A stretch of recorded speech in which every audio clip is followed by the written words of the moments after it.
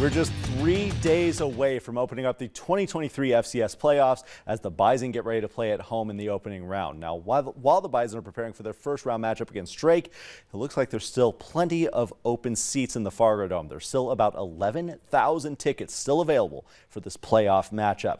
We called the ticket office for North Dakota State earlier today to confirm that number, around 11,000 open seats in the 18,000 seat arena.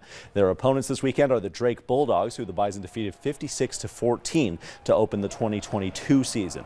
Now, this is the first opening round game for North Dakota State since 2010, a game that was also on Thanksgiving weekend. There were over 12,000 fans in attendance for that contest against Robert Morris. Kickoff is set for Saturday at 2:30 in the Fargo Dome.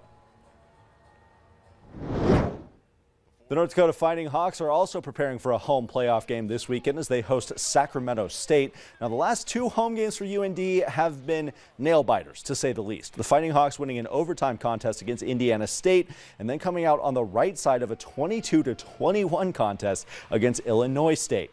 Now, after surviving some tests on their home turf towards the end of the regular season, UND knows an even bigger test lies ahead in the playoffs.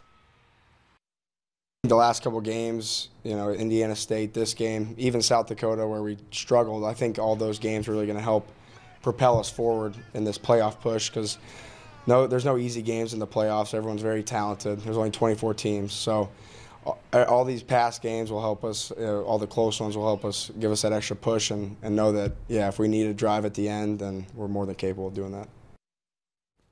Last time the Fighting Hawks hosted a playoff game in the fall was back in 2016 when they were in the Big Sky Conference alongside Sac State. They did host Missouri State in the 2022 season. That one was moved to the spring due to the COVID pandemic. So a weird year. It was a very bizarre year for everyone. So we're just going to not talk about that one anymore, and we're going to move on to weather. Fair enough. Russ,